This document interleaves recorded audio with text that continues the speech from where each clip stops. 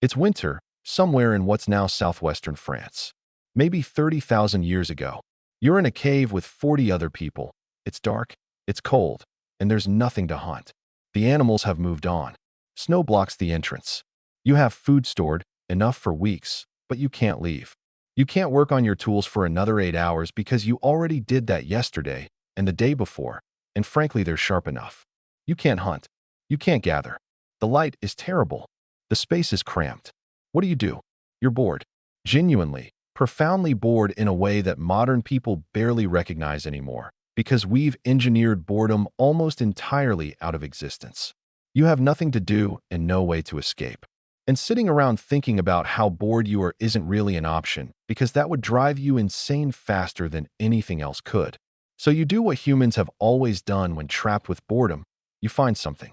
You pick up a piece of ochre, a natural reddish clay, and you start rubbing it on the cave wall.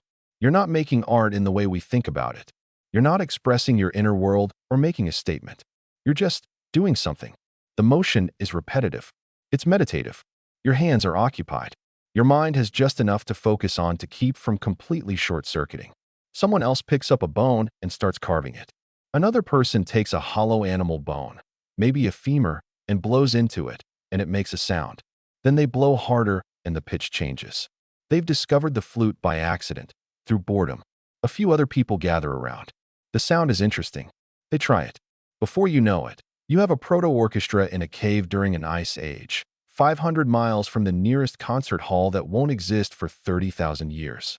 This is the story of what ancient humans did with boredom, and it's more important to understanding human civilization than almost anything else. Because boredom isn't a luxury problem. It's not something that only matters once all your real needs are met. Boredom shaped us. It created art, music, games, storytelling, the entire infrastructure of human culture. And understanding what boredom actually is and what it made us do tells us something crucial about why we're the species that took over the planet. The standard explanation for art and culture is that they emerged once humans had enough security and resources to pursue leisure. According to this narrative, you had to solve the survival problem first. You had to be safe and fed, and only then could you afford to paint on walls and make music. Culture was the luxury purchased by efficiency. This is comfortable to believe because it suggests a kind of hierarchy. First biology, then security, then culture. It's clean. It's orderly. The problem is that this explanation doesn't actually match what we see in the archaeological record. The earliest evidence of symbolic behavior, art, decoration, seemingly non-utilitarian objects, doesn't appear after humans solved the survival problem. It appears alongside early humans trying to solve it. Cave paintings in Indonesia date back 45,000 years, created by people living in an environment where every single day was about not dying. Bone flutes from the Swabian Alps are 35,000 years old. Carved figurines, jewelry, geometric patterns on tools. All of it appears in archaeological contexts where these people were not comfortably fed and secure. They were surviving. Barely. Which means the impulse to create, to decorate, to play, to make unnecessary things wasn't something that emerged after humans became safe. It emerged because humans are the kind of creatures for whom doing something is often better than nothing, and boredom, genuine, unbearable boredom, is painful enough to drive behavior. Here's what neuroscience tells us about boredom. It's not a lack of stimulation. That's a misunderstanding that's led to a lot of confused thinking about why kids today need constant dopamine hits and why modern education is struggling. Boredom is actually something much more specific. It's a mismatch between your current level of stimulation and what your brain expects. You can be perfectly stimulated and still bored if the stimulation doesn't match what you're looking for. You can also be understimulated and not bored if what you are doing matches your expectations. But there's a deeper level to it. Boredom is also a signal. It's your brain telling you that your current situation isn't engaging the right parts of your cognitive machinery. If you're bored, it means something you value. Challenge, novelty, meaning, progress isn't present. And humans appear to be uniquely sensitive to this signal. We don't do well with genuine boredom for extended periods. We start to seek novelty almost compulsively, which brings us back to the cave during the Ice Age. These people had all their basic needs met. They had shelter, they had food. But they were trapped in a confined space with nothing to do that advanced their survival in any way. The boredom was real. The only difference between them and you during a long flight or a slow day at work is that they couldn't scroll through their phone. They had to generate the novelty internally. And what did they generate? Art, decoration, music, games. The human response to prolonged boredom isn't to sit quietly and accept it. It's to create. We invent things to do. We build structures of meaning around the doing. We make the pointless purposeful through the act of creation. Think about what a game actually is. A game is a structure you create specifically to make a pointless activity feel meaningful. You take a ball and a hoop and invent basketball. Millions of hours are spent moving a spherical object through a ring at the other end of a court. This creates zero nutritional value. It doesn't keep you warm. It doesn't advance your status in any material way. But it's interesting because the game creates a problem, how to get the ball in the hoop, and gives you tools to solve it. The problem and tools create engagement. Archaeological evidence suggests that ancient peoples were playing games 30,000 years ago. We find bones with markings that appear to be dice. We find board-like objects with no obvious utilitarian purpose. We find evidence of game pieces. These weren't survival activities. They were anti-boredom activities. People invented games because boredom is painful and games solve boredom temporarily. The same applies to music. Instruments appear in the archaeological record before there's any evidence of structured music theory. What appeared first was the simple insight that if you blow into a hollow tube or vibrate a string, you get sound, and different techniques make different sounds. Some people found that endlessly interesting. They made instruments. They played them. Other people gathered to listen. This created social bonding. A group sitting together, making and listening to sound creates a kind of coordination and togetherness that wouldn't exist if everyone was just sitting in silence. Storytelling probably emerged the same way. You're sitting in a group during the evening. Someone starts describing a hunt that happened last week, but they make it more dramatic than it actually was. They pause for effect. They mimic the animal. They change their voice. People are engaged. They're listening because the story creates suspense and resolution that just sitting in silence doesn't provide. The storyteller isn't doing it to pass on vital information. They're doing it because the act of storytelling and the attention it generates is rewarding, and because the audience wants the boredom of sitting quietly to be interrupted. But here's where this gets really interesting psychologically. The impulse to create things in response to boredom isn't just about filling time. It's connected to something deeper in how human brains work.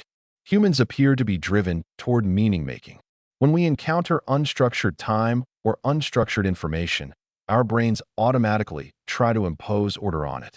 This is why people see faces in clouds or meaning in random patterns. We're compulsive sense-makers. Boredom is, in some sense, the experience of your meaning-making machinery running without input. You're awake, you're conscious, you're capable of thought, but there's nothing to impose meaning on. The experience is painful because meaning-making is core to how we function. And the response is to generate things that are meaningful: art, games, stories. These aren't luxuries. They're psychological necessities disguised as leisure activities. This actually explains something interesting about human development. Humans have relatively large brains that require enormous amounts of energy to run. It's metabolically expensive to be human. You'd think evolution would have selected for smaller brains. They're cheaper to maintain. But it didn't. Instead, we kept the big brains because they gave us the ability to do something no other species can do at the same level. Think about things that don't have immediate practical applications.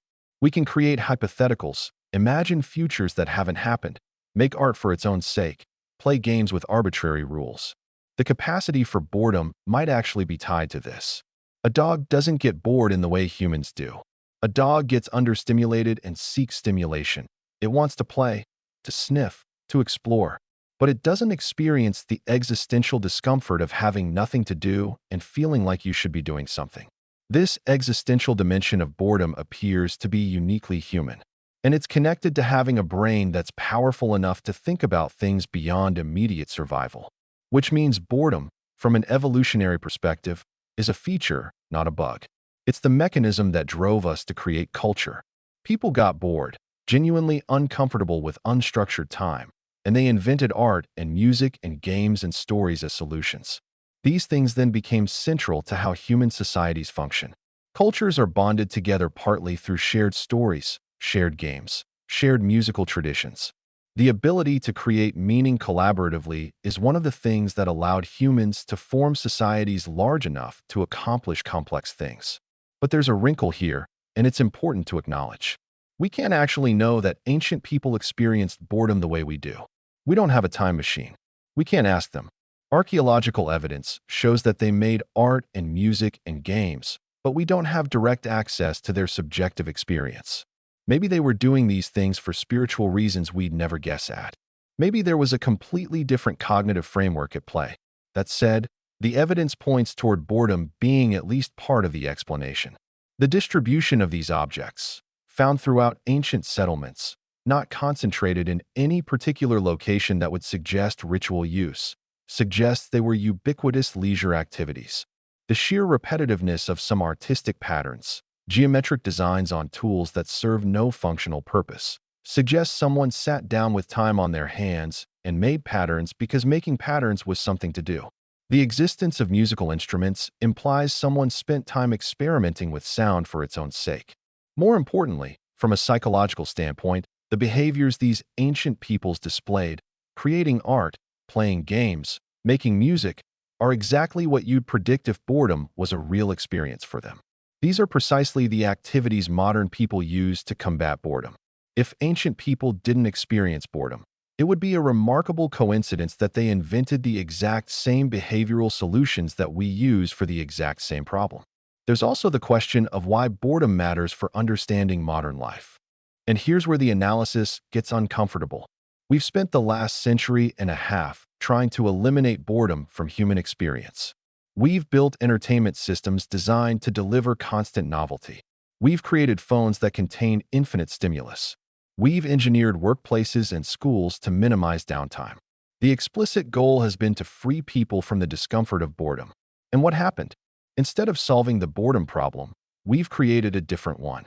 We've generated what looks like the opposite of boredom: constant stimulation, constant novelty, constant engagement.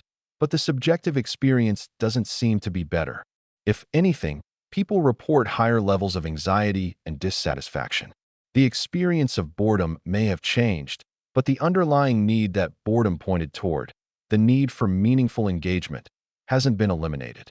It's just been redirected toward increasingly hollow forms of stimulation. This suggests that boredom isn't something to be eliminated. It's something to be understood and managed appropriately. When ancient peoples got bored, they had to create their own meaning. They made things. They invented games. They told stories. This forced them to engage their creativity and their social connections. The boredom wasn't pleasant, but it drove them toward meaningful activity. By contrast, when modern people get bored, they have infinite stimulation available at all times. The question isn't whether they can create their own meaning, but whether they need to. Why create something when you can consume something already created? Why play a game when you can watch a game? Why tell a story when you can watch a story? The elimination of boredom has eliminated the pressure to create meaning. And that might be a genuine loss, even if it doesn't feel like one. The ability to sit with boredom, to use it as a signal that your current activity isn't engaging you at a meaningful level, and to respond by creating something. That's actually a valuable capacity.